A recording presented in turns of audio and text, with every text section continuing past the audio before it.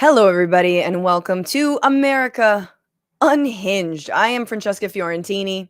And I'm Wajahat, and this is a show that tracks the first 100 days of Trump's second administration. And Francesca, congratulations. We have survived 46 days of this ongoing constitutional crisis, and the universe has decided to send us a very unsettled metaphor for how things are going in the United States of America. This was news from 10 minutes ago.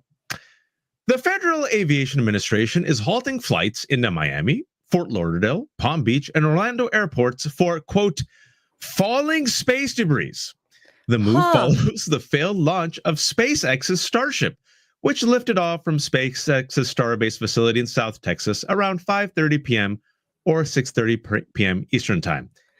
How you feeling, Francesca? Get used to it, people.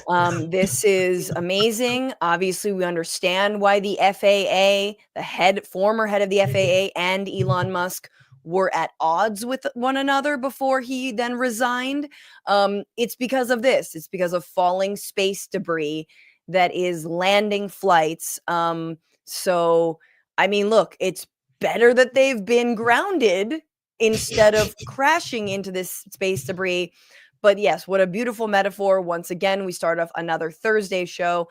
On our show today, we are also going to be talking up top about Democrats.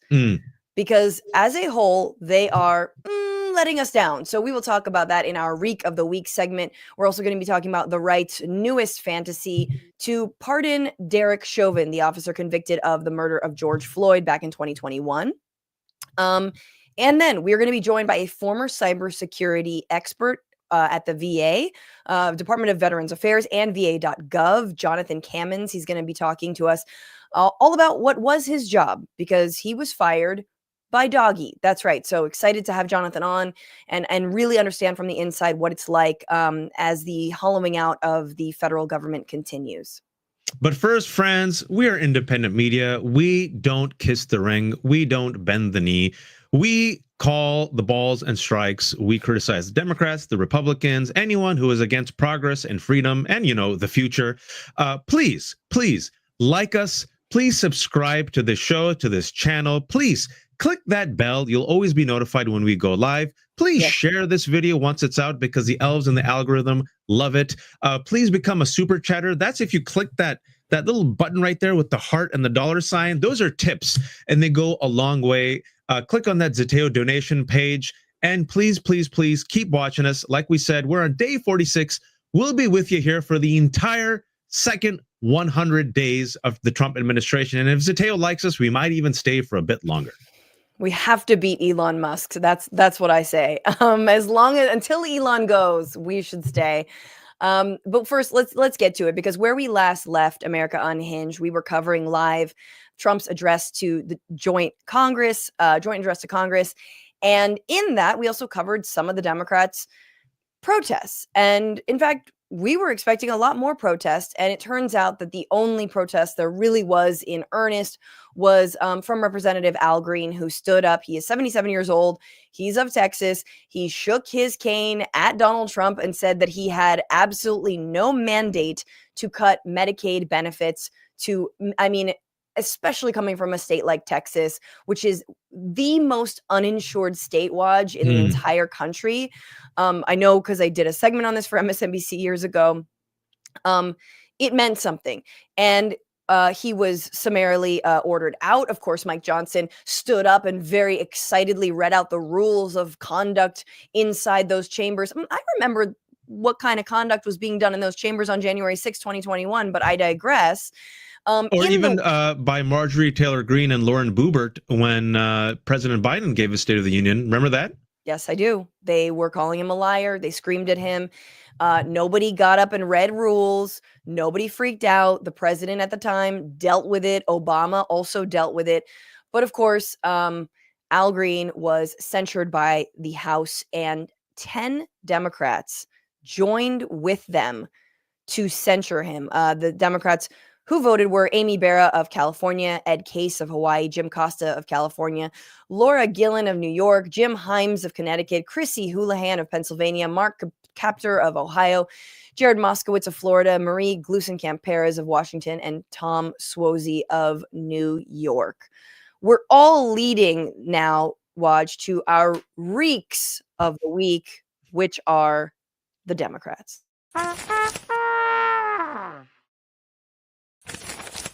For those who have been following the show, you know, every Tuesday or Thursday, usually by the end of the show, Francesca and I switch off with reeks of the week. Francesca had it last week. This week, because there were so many reeks and because it was so egregious, we decided to lead off the show. And I chose the Dems, and specifically, I would say three groups of Dems. Number one, the 10 Democrats, who I'm glad Francesca mentioned, who sided with Republicans to censure their colleague, 77-year-old Representative Al Green. Number one. Number two, I gotta bring back Senator Mark Warner of Virginia. For those of you who are masochists like us and watched the State of the Soviet Union on Tuesday, you recall we brought up this clip where Mark Warner, before Trump went on for 90 minutes and spouted lies and mocked and ridiculed Democrats and called Elizabeth Warren Pocahontas and bragged about how he had power. This is what Warner said on Fox before that State of the Soviet Union. I may disagree with the president, but I respect the office of the president. And, you know, I'm probably not going to be jumping up applauding a lot, but I owe him his due as a president to lay out. And if he'd come in and done things like, the president's made great progress on border crossings. That's something we ought to celebrate. You hear that? He praised Donald Trump, a criminal, a violent insurrectionist, a man who is bragging about deporting 15 to 20 million undocumented immigrants, including citizen children. That's fantastic. So what did Democrats do? They brought their little paddles. You see those little ping pong paddles? Like, no, Elon Musk, Medicaid. And after Al Green was escorted out, nobody joined him. And then Mark Warner, the day after this catastrophic, disgusting vomitorium of lies that Donald Trump spewed to the world, Mark Warner had this to say in MSNBC, a little take back here. Do you agree with that assessment that Donald Trump is the only thing that's needed to change the circumstances at the border? I think it is good that we're at a 25-year low in terms of border crossing. My words yesterday, they were not great. Let me be the first to acknowledge that. And I think what he's doing to our economy and our Why weren't they great? Why weren't they great? Because the notion that the numbers are down, which I think is good for America, and I think the vast majority of Americans realized President Biden didn't have a secure enough border. Those numbers are down.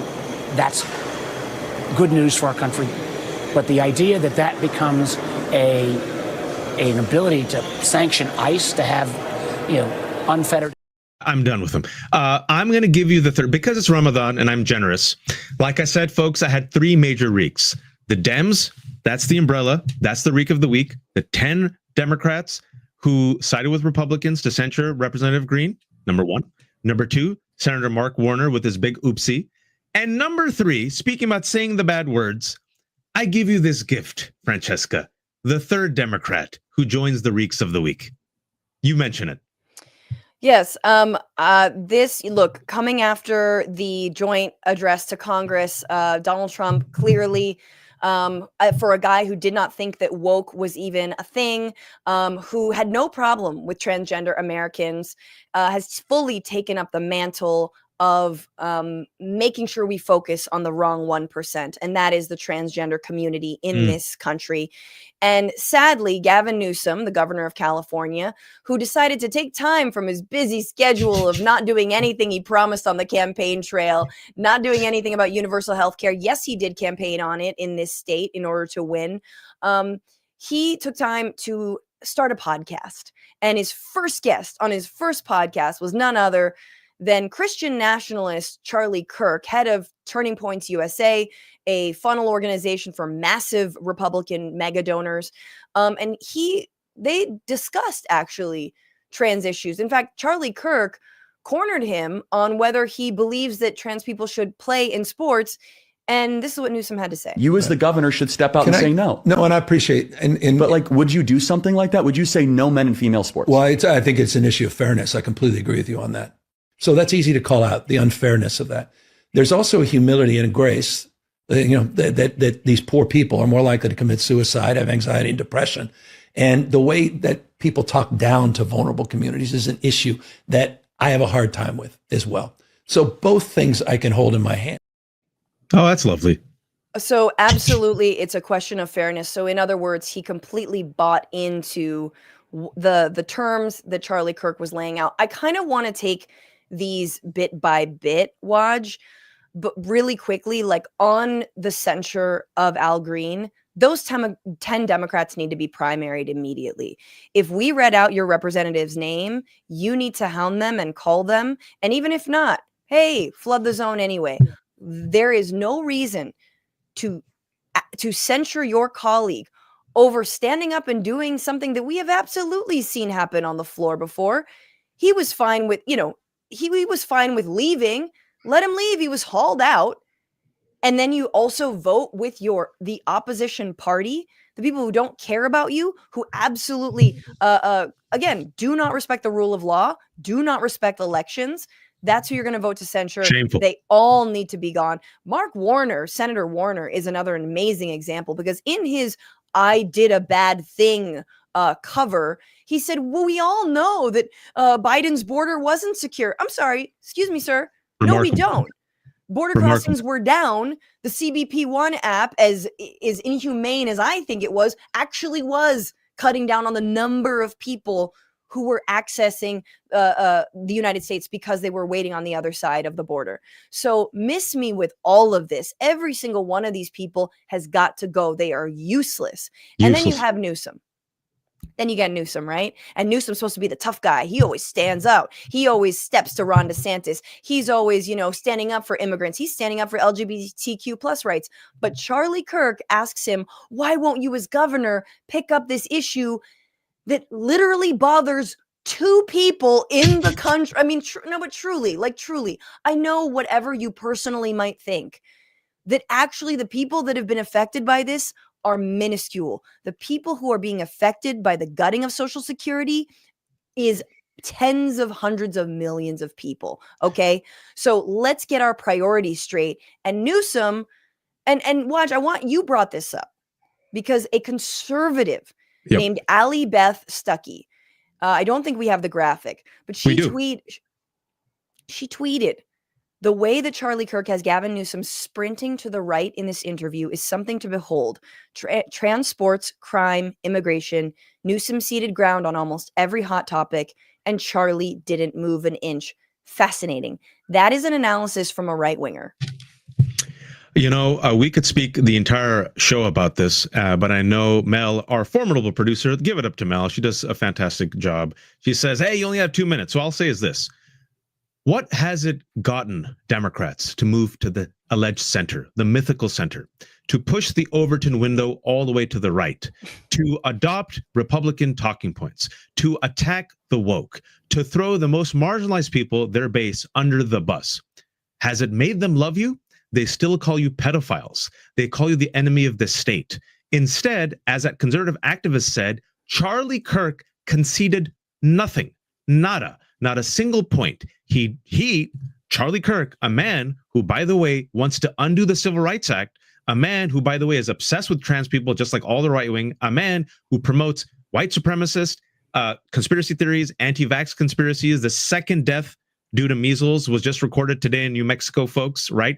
That Charlie Kirk, who is the leader of the MAGA red shirts, sat there coming out as a winner, getting Gavin Newsom, the governor of allegedly one of the most progressive states, to concede on his talking points. Trans people are 1% of the population.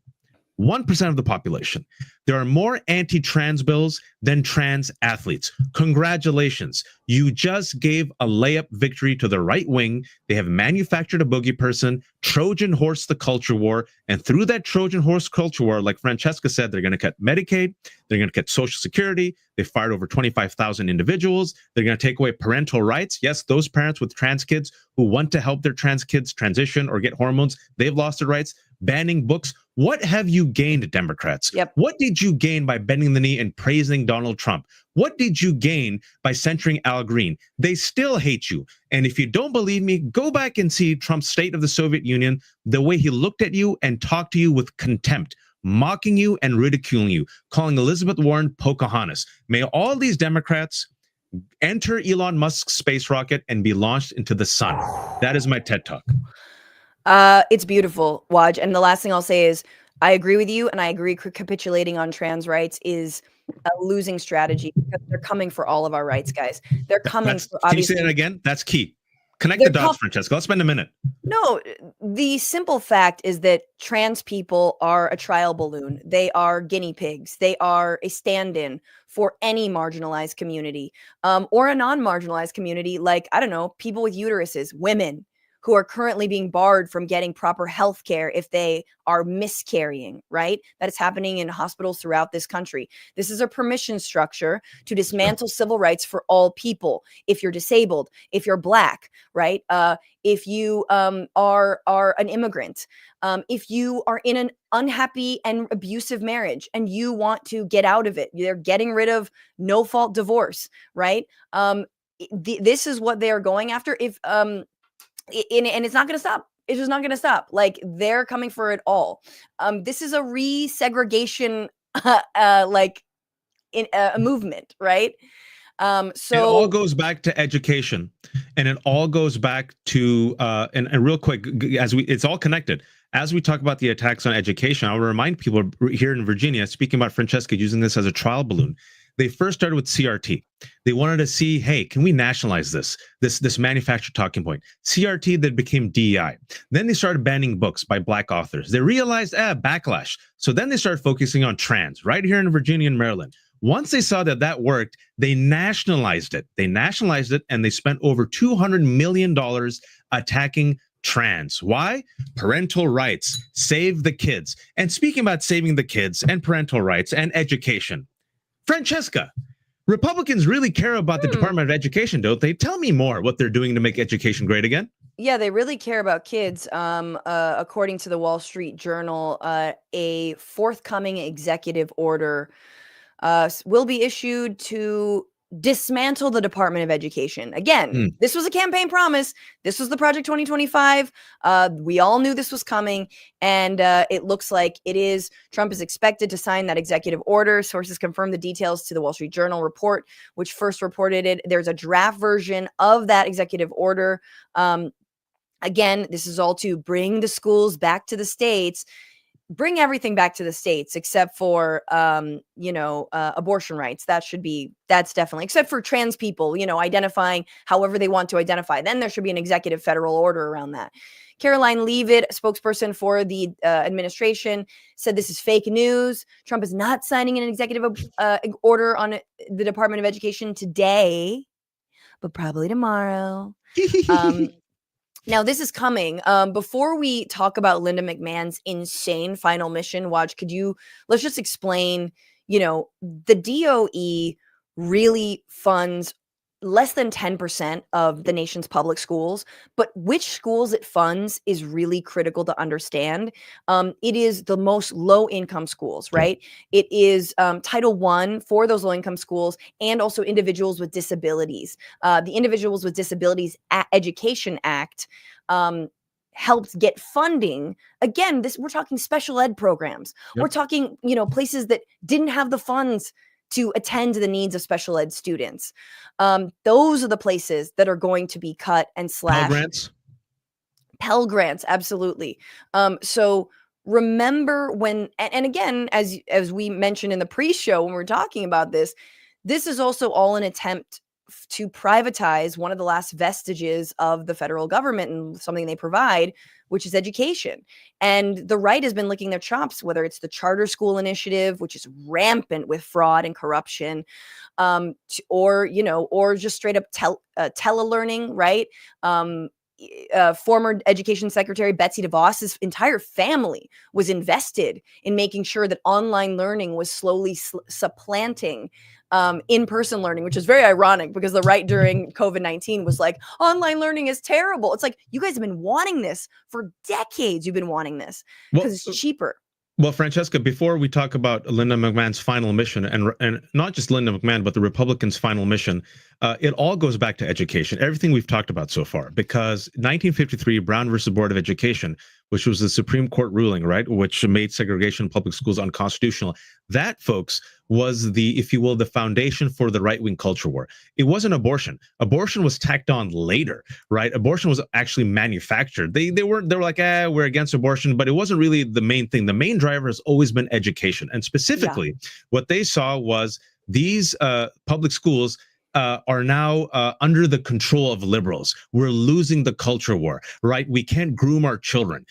We've lost them. In addition to that, as Francesca said, there has been a capitalist motive to privatize these schools, right? So they want to withdraw funds, they destroy it, and then they say, see, these public schools are so terrible. Why do we have them? Let's go to charter schools and private schools, Christian private schools, right? They want to implement the 10 Commandments like they're doing in Louisiana. Also, folks, remember, teachers union. They want to dismantle the union. Yes. Teachers unions mostly vote Democrat. Dismantle the unions, gut teachers, privatize, and as far as the culture war goes, control the schools, control the education, which is connected to the attack on trans and the attack on CRT.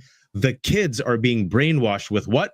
Woke. It is all connected. It has been a 70-year project. And Betsy DeVos and other right-wing billionaires have poured all their money into this project. Now, I want to remind people, the Secretary of Education, like Francesca said before, McMahon under the first Trump administration was Betsy DeVos, who also, as Secretary of Education, wanted to dismantle the Department of Education. They couldn't do it then, but fast forward to 2025. And now can you tell us the final plan, the final mission, the kamikaze mission, Francesca? You guys, we're not making this up. So new Education Secretary Linda McMahon of WWE issued this memo to her staff just hours before being confirmed, actually, called Our Department's Final Mission. And it starts with talking about how she's empowered and to send education back to the states and empower all the parents to choose an excellent education for their kid. She's a mom, she's a blah, she's a this.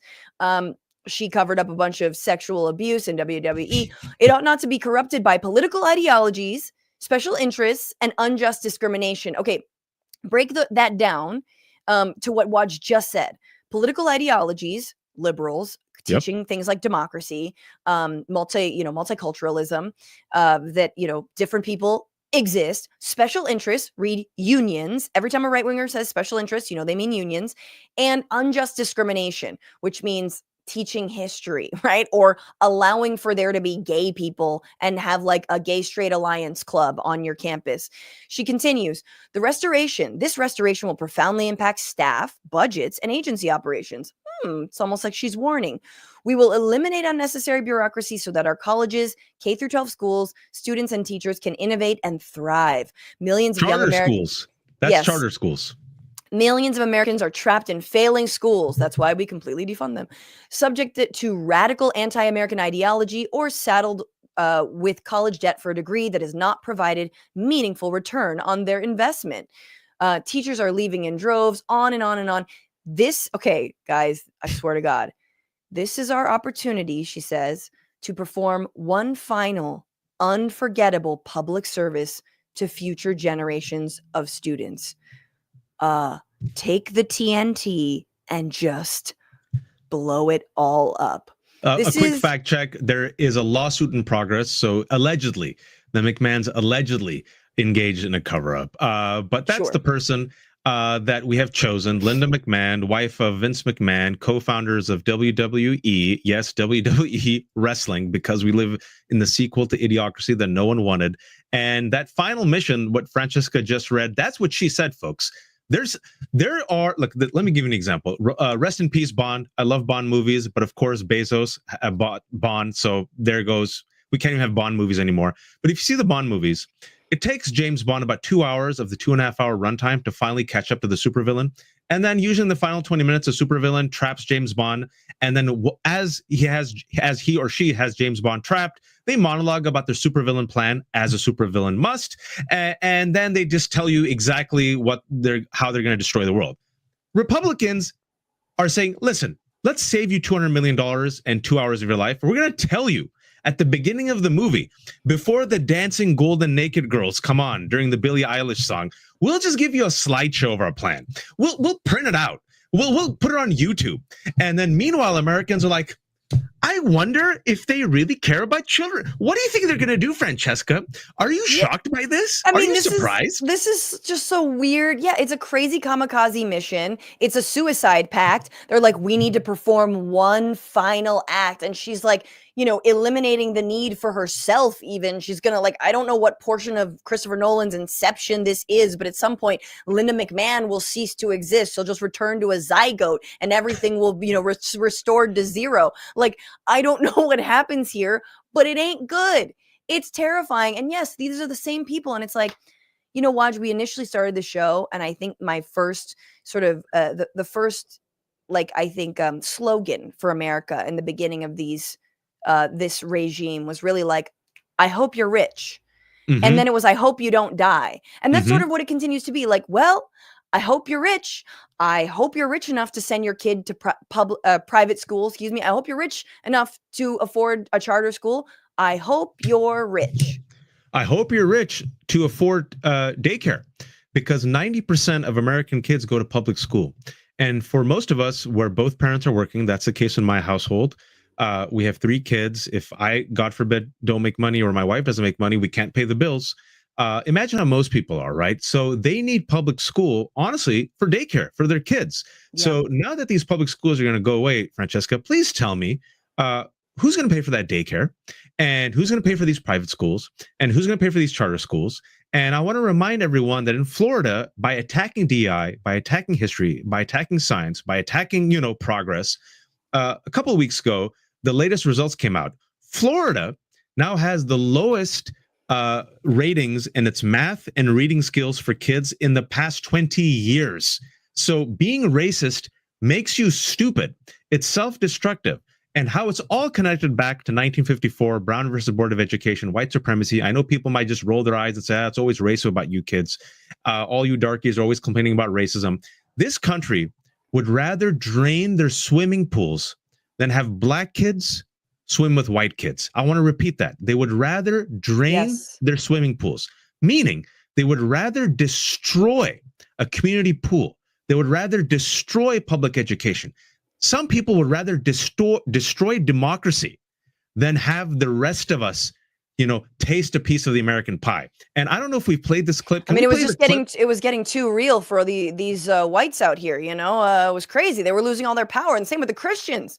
They were embattled. No, at no point. And again, it's just, the sooner we realize that we are living in the backlash of the civil rights movement, we're living in the backlash of even, the Civil War and the lack of a real reconstruction. And as we may not even have time to get to, the backlash of the BLM movement, the biggest movement in our nation's history. The sooner we understand that, the better. Can we go to this clip where the McMahon DI clip? Can I play that real quick? I think we got to move on. Oh, we got to. All right. Do we have a minute? We'll do it. Let's check it out. Just sure. There's a possibility, you're saying, that public schools that run African American history classes, right? This is a class that has been taught in public schools for decades, could lose federal funding if they continue to teach African American history. No, that's not what I'm saying. I'm saying that I would like to take a look at these programs and fully understand the breadth of the executive order and get back to you on that. I think you're going to have a lot of educators and a lot of principals and administrators scrambling right now. Can I just say there's 2 books before we bring in our guest, and we have a fantastic guest for you folks. We're talking about these cuts to the VA. We have someone who's an insider who will tell you how it feels like. But real quick, 2 books. I don't get paid for this. If you really want to understand this moment, this is part and parcel of American history. Here's a book. It's called White Rage by Professor Carol Anderson. And it shows you 250 years of American history. Each time, Francesca, there's any movement towards progress, white supremacy chokeholds us back. And the second book I recommend you reading is Dying of Whiteness. Dying of Whiteness by Jonathan Metzl, where he showed that white Americans, specifically in red states and red counties, would rather die and self-destruct and use insane policies than actually choose racial progress. I mean, the Civil War was evidence of that. Again, we are suffering from a lack of a real reconstruction and our unhealed wounds. And honestly, a lack of a real, truth and reconciliation of what the legacies of slavery and then subsequently the legacies of Jim Crow have really meant for this country. But I did want to just say what's so funny about Linda McMahon and her answer is like, no, I'm not saying that, but I'm not saying that. Exactly. I'm not saying that, but I'm not. Look, come on. Well, Anyway. in addition to going after the Department of Education, they're also going after the VA. Yes, the Department of Veteran Affairs, planning to eliminate more than 80,000 workers, and they're claiming they're doing all this for DOGE savings. But what we know, once you actually have the receipts, is that the alleged $55 billion saved, NPR checked out the receipts, and guess what? Huge typos, Francesca. Only an estimated savings about $2 billion, a fraction of what the receipts claimed of the unverifiable claim of $55 billion. So all these lives ruined, all these people fired, claiming $55 billion only when there was $2 billion. And joining us now to talk about this firsthand experience of being fired by Elon Musk's doggy, DOGE, is Jonathan Kamens. Jonathan Kamens, who was the cybersecurity lead for the VA.gov at the Department of Veteran Affairs. Thank you so much for joining us, Jonathan. Before we get you in, I want your response to this. This was the secretary, the VA secretary. This is what he had to say. Just give him a listen, and then I have to get your response. Now, we regret anyone who loses their job. And it's extraordinarily difficult for me, especially as a VA leader, and your secretary to make these types of decisions. But the federal government does not exist to employ people. It exists to serve people. At the VA, we are focused on serving veterans better than ever before. And doing so requires changing and improving the organization. Look, the VA was never perfect, and it will never be perfect. But we can and will make it better. As I have said before, we owe American veterans and hundreds of thousands of amazing employees solutions. And mark my words, that is what we will deliver. Jonathan, thank you so much for joining us. Your response, sir. Jonathan, I think you're on mute. We can't hear you. I'm sorry. Let me put it this way. I worked under Secretary Dennis McDonough for a year and a half, and Dennis McDonough, who used to be Barack Obama's chief of staff, was an amazing man and a dignified man and a very talented man at what he was doing, and I don't see any of those qualities in Secretary Collins, is what I would say. The VA doesn't, or the government doesn't exist to employ veterans. 1 in 4 government employees, VA employees is a veteran. Which is massive.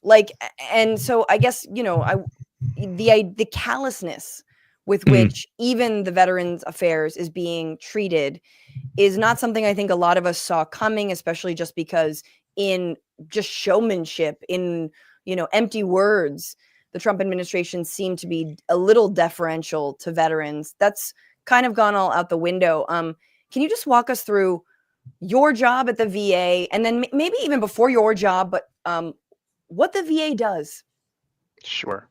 So the job of the VA is to support veterans and their caregivers and their families after they have performed their military service. And I will be the first to admit that I don't agree with every military action that the United States is engaged in throughout their history, but it's not the choice of the individual veterans to decide what military actions they get deployed into. And when they come back from their military service, wherever it was, and they need support from the government, they are entitled to that support. And it is, I believe, a sacred duty of the government to provide them with all of the benefits and services to which they're entitled. There are many laws that specify exactly what benefits and services veterans are entitled to. And it is the job of the VA to ensure that every veteran gets all of the services and benefits they're entitled to effectively, efficiently, and without undue hassle and undue burden on the veteran.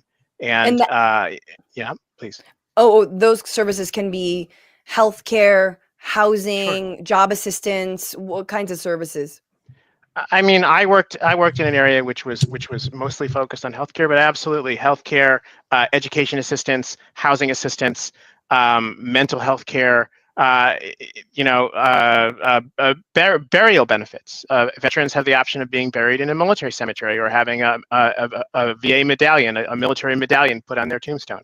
right? Right. And I mean, and I mean, I couldn't possibly list all of them. There are safety benefits if a veteran is facing trauma, is experiencing a traumatic event, is experiencing some sort of mental health break. There are emergency services that VA gives.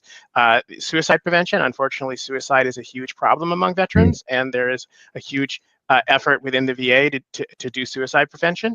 And of course, there are services that were provided by the VA until January 20th that I'm pretty worried are not going to be provided anymore. The VA certainly was, and I hope still is, providing gender affirming care to veterans who need it. And I mean, I will be honest with you, I don't see that that's likely to continue very long under. I mean, if Trump and Secretary Collins have anything to say about it. So I mean, the veterans who serve this country, they have given frequently not just their time, and not just a part of their lives, but they've given a part of themselves, and they deserve to be supported after they do that. And to see this threat to remove 83,000 employees from the VA over the next year, it's impossible. I cannot conceive of the possibility that they will be able to continue to provide the services that they've been providing if they do that. And also, as Francesca, that just terrifies me. And as Francesca said, 25% of the VA's employees, folks, are veterans.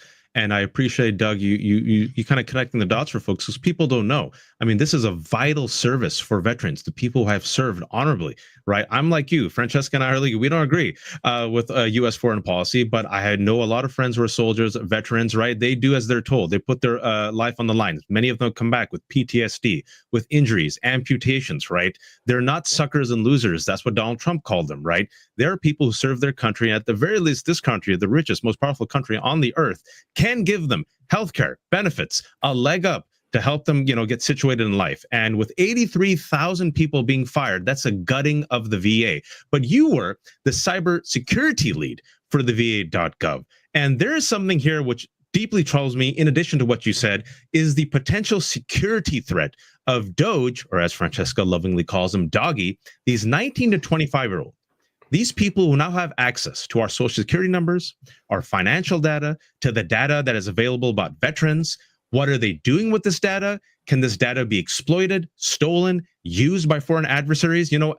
Firing the cybersecurity lead of VA.gov, to me, does not seem like a really smart move if you're interested in protecting the security of America and American soldiers. But I'm just an English major, Jonathan. Well, I would tell you that I think we have ample reason to believe that DOGE isn't particularly worried about security, because they are rampaging through the federal government, knocking down walls that have been protecting data for decades every chance they get. There's a concept in the federal government of decentralization of data. Every agency has its own data that it needs in order to serve American citizens and residents of our country, but they don't share data with other agencies unless there's a specific reason which is authorized by law. And that's on purpose. That is, DOGE loves to talk about getting rid of inefficiency. That is an intentional inefficiency. You want to put friction between different agencies that have data, because if you take all that data and you aggregate it all together in one place, it makes it ripe for abuse.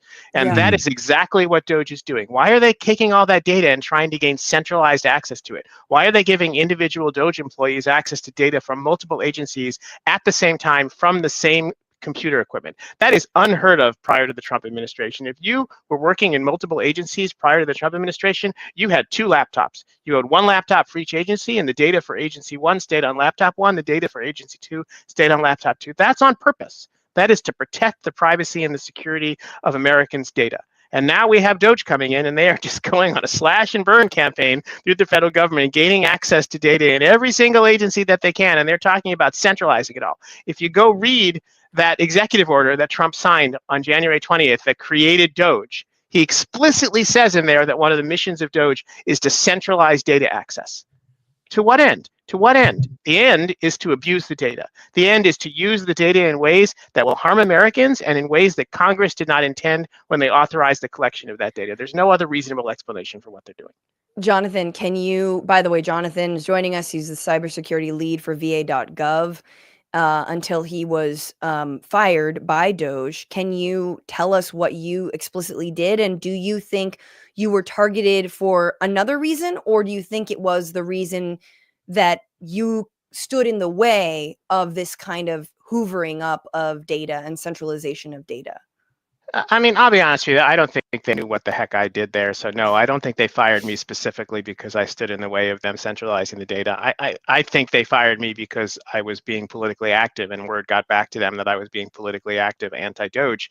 And I will tell you this. The firing went down on Valentine's Day. It's a great Valentine's gift. They fired me and 40-something of my colleagues. They started the firing at 7 o'clock on a Friday night, and they sent out emails to me and my colleagues one by one. Of course, they didn't send them all out at once because that would have been kind. They trickled them out over like 2 hours. And we were on a signal chat like, oh my God, I just got one, talking about what was going on. I was the last person fired, so like almost 9 o'clock at night. And as far as I could tell, I can't find anyone who was fired later than I was. And and that's how it was. And I know that the night before that happened, I had been talking about a rally that was being organized for that morning at HHS and on a mailing list that I was on. And I know that there's at least one person on that mailing list who is, I would say, a DOGE sympathizer, is how I would put it. And I am fairly certain that that person leaked that email message that I sent back to DOGE, and I was the last person fired because I was the last person added to the list, and I was added to the list after I sent that message to the mailing list. That is my theory. And obviously I can't prove it, because just not telling anyone why they fired any of the people they fired, right? There is no transparency whatsoever in why the people are fired, but that is my theory about what happened. Mm. I mean, I guess I wanted to just like push you further on that and ask you, if you're in a union, if you're with a federal union, because this is a massive violation of workers' protection, right? The idea that you could do something like this, and you're not the first. I believe it was an FAA, someone who was in charge of basically like military airplanes for the FAA was also fired, they believe, because of something that they said anti-DOGE, and someone, told on them or shared a post or whatnot. But yeah, what's the fallout now? I mean, there are 30 lawsuits against DOGE currently. Are you part of one of them? What is sort of this status, and maybe if you're part of the union as well? So the organization that I was part of, U.S. Digital Service, was not unionized. I came to learn after the fact that I think it's possible that maybe I could have joined a union, but I'm not sure. But no one else in my department was unionized. However, you are correct. Even leaving aside the question of whether I was fired for political reasons, the way they fired us was absolutely illegal, because what they did was a reduction in force, and there are regulations and laws about how reductions in force have to be executed within the federal government, and they followed none of those rules. The group that I'm a part of is investigating legal action against the government for the fact that we were all fired. But I want to be realistic here. We may get our back pay if we win that lawsuit, but let's be honest here. We're not going to get our jobs back. Like it's pretty clear that DOGE has no intention of letting the United States Digital Service continue to function in the way it functioned before. So what's going to happen if we win our lawsuit is we will get reinstated, immediately get put on administrative leave, and then they will go through the RIF process properly and fire us again. That is the most likely outcome. So having said that, the reason why I'm participating in that lawsuit, at least, is because I just want to throw sand in the gears. Anything I can do to make them have to work for it, I'm going to make them do, because I want to make it harder for them to fire the next person and the next person after that. So that's my goal. Jonathan, our community that is watching is giving you compliments for, number one, being a fascinating and informative guest, but also thank you for doing what you were doing. Thank you for still speaking up and speaking out. I want to ask you two quick questions before we let you go. Before we get to the good news, you mentioned the fact that they're hoovering up data, which is like digital gold, and centralizing it. Worst case scenario, what are they going to do with this data? I mean, I have two concerns. The first concern is that I think both Elon Musk and Donald Trump are petty, vindictive, vengeful people, and I think that they will use the data to go after people who they consider their enemies. I think I will point out that every authoritarian regime in the world has a secret police source of some form or another, whose job is to collect data about private citizens and build dossiers about them, and to build a culture of fear in which people, tattletale on their neighbors and their coworkers, right? I think that's the trajectory we're on. I think we should expect that to happen. And it's kind of terrifying. And then the other concern I have is, you mentioned earlier in the show, Watch, that the current boogeyman for the Republican Party and for Trump is trans people.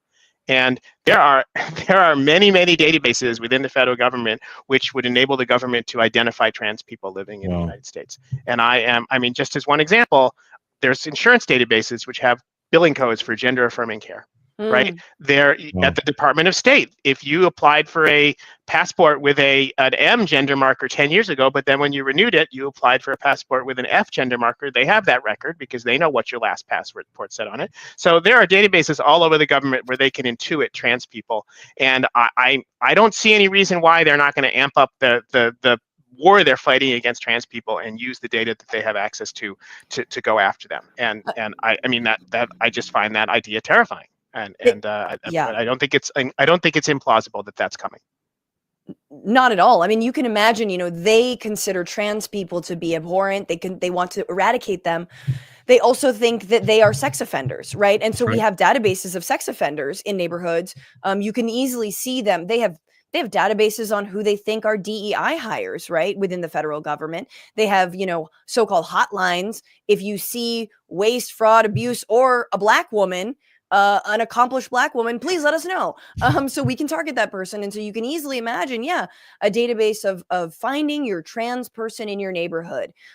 Because again, that's what this Christian nationalism, fascistic project really is. Jonathan, I'm like speechless. I'm like, thank you so much. Okay, Francesca, I know we have a little bit of time. We're out of time, but can I ask you one final question, Jonathan? Sure. I don't want to end on a purely dystopian note, even though I agree with you, and that is my worst fear as well, what they're going to do with the data. How do you recommend the rest of us watching, who feel just our mouth is like agape right now after hearing what you said? How do we fight back, sir? How do we resist? What can we do to help you? The first thing I want to say is that if you are a federal worker, you are out of time to resist. Like, there is no more waiting and seeing. There is no more protecting your own job and keeping your head down and just doing your job. You have to resist illegal orders. You have to push back if something is asked of you that is wrong or illegal. We've seen that. There's the African Development Fund, I think it's called, that has managed to keep DOGE out of their building for weeks now. Like, we've seen some federal workers that are rising up and pushing back, and we need every federal worker to be resisting DOGE in every way that they can. And Absolutely. Then in terms of everyone else in the country, look, it's a hard question. I don't know what we can do, but I think one thing we can do is, we should be attending protests. The more, the better. We should be calling our senators and our representatives. The more frequently, the better. Yeah. Right. We should be demanding that they do something. I have to tell you, I have been, and I share, I think you agree with me on this. I have been like gobsmacked by how poorly the Democrats are responding in this moment. Like, I will give you an example of this. A month ago, I went to the websites of my senators and my representative, and I subscribed to their constituent email lists. And I thought, surely once I subscribe to their constituent email lists, I will start getting updates every day about all the terrible things that DOGE is doing that they are fighting back on. I have received in over a month from all three of them one email message total among the three of them. And I don't understand it, because the Republicans figured out 30 years ago that the way you do this is you keep your base riled up. And The way you do that is you communicate with them constantly and you make them angry. But the thing is that the Republicans have to make their base angry by lying to them. They make up garbage. And that's what they make them angry about. The Democrats right now are in this moment where they do not have to lie to make people angry. They can just tell people the truth about what's happening. And I will say, I admire the Democrats for being the ones who don't actually want to win by lying. I like that about them. But you know what? Now is the time when they can tell the truth and make their base angry. So why have I not heard a single email message in over a month from my senators and my representatives saying what is going on in Washington? How do they expect people to be rising up if the people don't know there is something that they should be rising up about? And it just boggles my mind. So call your senator and your representative and say, hey, I'm hearing about all this stuff that's happening in Washington. Why aren't I hearing about it from you? I'm on your mailing list. And by the way, if you're not on their mailing list, subscribe. And then you can say, I'm on your mailing list. Why aren't you emailing me every day? And the same thing is true if you have Republican senators and representatives. I'm sorry, but if you do have Republican senators and representatives, you should be calling them every day too, because it's making a difference. We're seeing the needle move. They are getting more nervous because every time they have a town hall, they have people throwing tomatoes at them and demanding what's going on with the VA, what's going on with Social Security, because people are realizing something is happening. We need to put pressure on Congress to actually do their job, which is to force the president to spend the money that Congress has appropriated, and that will shut down DOGE. Jonathan Kamens, thank you so much Thank for you. being with us. Again, Cybersecurity Lead for VA.gov, at the Department of Veterans Affairs, was let go illegally, we believe, by DOGE. Please come back and let us know. Let's just keep tabs on what's going on, and hopefully we can, continue to support you as well. Thank you. Pleasure. Thank you so much. That was a fantastic guess, Mel. Well done on getting Jonathan. Yeah. Well done on giving him all those talking points. What a great actor you found. No, I'm just kidding. No, I'm like speechless. This is the kind of fight that we need. And look, I think federal workers are rightly terrified, but if Jonathan can be an example for the rest of folks, so be it. I think for all of us, look, if Jonathan can fight, we can fight. And he's absolutely right. Truly put your people on speed dial. The least you can do while you're driving, while you're commuting, put your senators on speed dial, leave a message, call. I like to call other offices, not just DC. I call all their offices. I'm like, yeah, let's call, Padilla's Fresno office. You know what I'm saying? What's up? Like, that's another thing to do because they've got a lot of offices. And Francesca, listen, they respond, especially when you get it on tape, especially when you get it on video and you share it. There's a reason why Republican leadership 2 days ago told Republicans to no longer host town halls. That's because they felt the pushback. So they want votes, they want money, but also PR, also the narrative, also the story. And this is where the pressure comes in. And I also want to give a quick shout out to Jonathan before we move on to another story real quick with the time that we have, is this man has lost his job. So the fact that he came on and said this and is still resisting and still looking for a paycheck, it says a lot. And unfortunately, there's about 25,000 other people with Jonathan's stories, federal workers who are doing their job, folks, and Elon Musk and took a chainsaw to their jobs for waste, but somehow gets $400 million contracts for his crappy Cybertrucks. Yes. We got to jump into our final story. Thank you, everybody. Send those super chats in. Make sure to support this show. Let's just jump into this story in the worst way possible. Here we go. If we are issuing pardons, however, there is one person that President Trump should pardon from federal charges forthwith. It would be incredibly controversial, but I think that it's absolutely necessary. That person is Derek Chauvin. But when it came to BLM, the inciting event for the BLM riots that caused $2 billion in property damage in the United States and set America's race relations on their worst footing in my lifetime, was in fact the railroading of Derek Chauvin in the death of George Floyd. The railroading of convicted murderer, former police officer Derek Chauvin, again, who was in 2021 convicted by a Minnesota jury on state charges of unintentional murder, third-degree murder and manslaughter, sentenced to 22 and a half years in prison on those charges. In June 2021, he was also sentenced to 21 years in federal prison after he pled guilty to federal charges of depriving George Floyd of his civil rights and also depriving a 14-year-old of his civil rights back in 2017. The guy had a history of it. And this is now, everybody, MAGA's next big thing. We understand they love vigilantism. They have resuscitated people like Kyle Rittenhouse. They have resuscitated people like Daniel Penny. Mm-hmm. Both of those people were obviously acquitted. Here's Daniel Penny in a suite watching football with J.D. Vance and Donald Trump, none other than. And now, he got a plum job from Andreessen and Horowitz, the billionaire buddies of David Sachs and Peter Thiel and Elon Musk, even though he's not qualified at all. But if you kill a black man, you too can get hired by racist billionaires. Please continue, Francesca. The biggest question is, can you be convicted as a murderer and be resuscitated by the right? And I think we're answering it right now, and that answer is yes. In fact, the Daily Wire, it has put out a petition calling for the pardoning of Derek Chauvin, which, watch, how does he even get pardoned?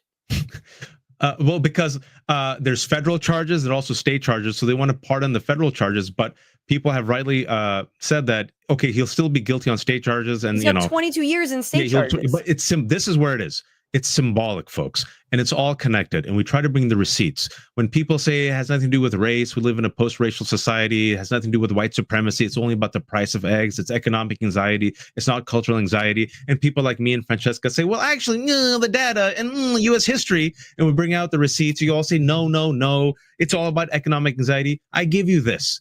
Pardoning Derek Chauvin, who knelt on George Floyd's neck for more than 9 minutes as he yelled, "I couldn't breathe." And the autopsy, which has already been out there, it's already been litigated. He died not due to drugs, which is what they're dredging up again, fentanyl. No, he died as a result of Derek Chauvin putting his knee on his neck for more than 9 minutes. And that act was an inciting incident that finally enough people said, enough is enough. Why are black people being shot and killed just for being black? And it led to the largest organic protests in U.S. history. Not just U.S. history, there were millions of people marching all around the world. That small sliver of forward progress, like I mentioned, a great book you all should read, Carol Anderson's White Rage. It's only 220 pages. She said every single time, she goes throughout U.S. history, every single time, there's been one measure of progress for women, black people, Latinos, immigrants, all the DEIs. White supremacy comes and chokeholds us back. So remember that one sliver of a year, Danielle, where Francesca, where there was when there was black books and DEI, and my book even got published, and Nancy Pelosi and the cloth and kneeling. Remember that? Yeah. That all of what we're witnessing right now, folks. It broke their brains. But here, it's important to remember. To that.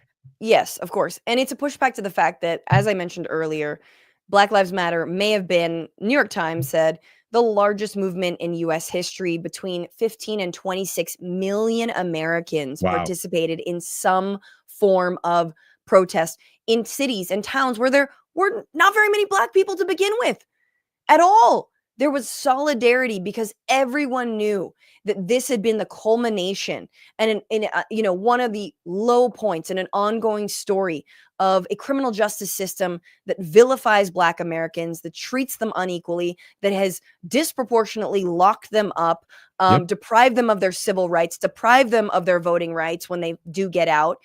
And of course, the right has, because this is a project of vigilante terrorism. And it would say so much to Black Americans, quite frankly, if Derek Chauvin is pardoned of those federal charges. It would say, you better stay in your place. That's right. Don't film the police. Don't get mad when we kill one of you.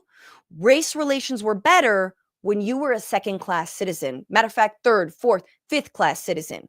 When you didn't have rights, that's when we think this country was great. That's the signal they want to send. Shut up and dribble, Francesca. Just shut up and dribble. And of course, Elon Musk, of course, tweeting in response to Ben Shapiro's call, something to think about. I mean, pardon Derek.com. They're straight up doing this, y'all.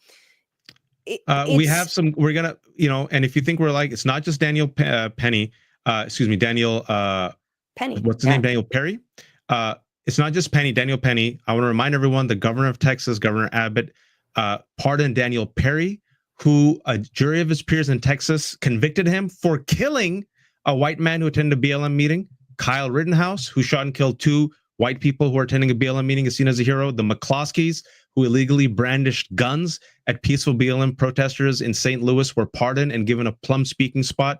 What more do you need to see, folks? It's a white supremacist project. They want us all to kneel. They want us all to kiss the ring. They want us to go back to the kitchen. They want us to go back in the closet. They want us to go back to our countries. We ain't going back, folks. We ain't going back. And some good news about a few of us moving forward. Francesca, you always end with some good news. There's some Gallup polling that shows maybe for the first time Americans are waking up to what's happening to Palestinians. Well, I mean, not everyone likes ethno-nationalism. Not here, not anywhere. And it turns out that Americans are actually not on board with their government's allyship with Israel. That's right. New polling from Gallup shows that only less than half of Americans now sympathize with Israelis, which is wild. And you see this green line on the left there, that's Palestinians. Sorry, that's Israelis. And the blue is, I believe, Palestinians. Just double check with me. So the support for I think that's right. Why is it? Okay, I actually think I'm reading this wrong. Y'all help me out here a little bit. But basically, this is massive. 46% expressing support for Israel is the lowest it's ever been in the 25 years of Gallup's annual tracking. Okay, so Mel's saying the green is Israel support and the blue is support for Palestinians. So I had it Especially right. with Democrats, and for all Americans is less than half now in the U.S. who are sympathetic towards Israel. Exactly. And yet, Waj, we're being told constantly over and over again that Gaza had nothing to do with the loss of the 2024 election with Democrats. And it's like, I keep telling yourself this. You know, I am someone who absolutely advocated for people voting for Kamala Harris over whatever the hell it is whatever dimension we are living in right now. But you can't tell me that this blanket support for Israel's war crimes was not a losing issue for Democrats. And so I am so glad.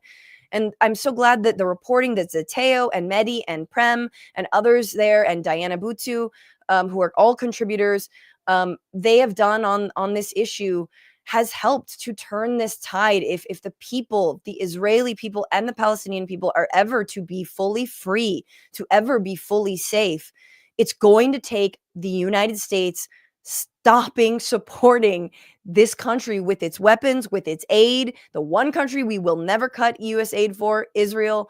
And that starts with shifting public opinion. And it certainly also continues with electing officials and electeds who also don't support genocide, apartheid, and occupation. Real quick, send this poll to the 10 Democrats who censured Al Green. Send this poll to Richie Torres. Send this poll to all the Democrats who are perfectly willing to throw pro-Palestinian supporters, many of them Democratic voters, under the bus for the sake of lobbyists and funding. Send them the video, the beautiful Oscar acceptance speech by the Palestinian and Israeli filmmakers for No Other Land from last Sunday, and the fact that if Andrew Breitbart was right, that politics is downstream from culture, the culture, my friends, is waking up and moving us forward. That's all the time we have today. Thank you all for watching. We'll be back Tuesday, 8 p.m. Eastern time. But before we leave you, you have to support my fantastic, fabulous co-host, Francesca. Please, Francesca, Danielle. how can people support you? Let them know. Not Danielle. Francesca. Waj's fasting brain is amazing, except when it comes to my name. Like, he's like firing on all cylinders, but at my name, he misses. It's fine. Like, literally, I called her Fiorentino. I called her Danielle. Yes, thank you. And thank you, Zeteo, and everyone watching and everyone who's given a super chat. You can find me at Franny Fio on YouTube, FRANIFIO. That is where I do my show, The Bituation Room, Tuesdays, Wednesdays, and Fridays, 1 p.m. Pacific, 4 p.m. Eastern. I'm also live. If you guys want to come to Sacramento, California, come see me do stand up at the Punchline on March 16th. That's a Sunday. May 7th at Cobb's Comedy in San Francisco. So hope to see you guys live as well. Yeah, and Danielle Fiore, that's apparently your new Ramadan name. Ramadan brain, folks. I'm trying. It's no excuse, but I think I did okay. You can read me at the Left Hook Substack. I wrote a piece today talking about how the Dems should do better. Let me know your thoughts about that. It's a lefthook.substack.com. And tomorrow, I co-host Democracy-ish with my other fabulous co-host, Francesca Moody.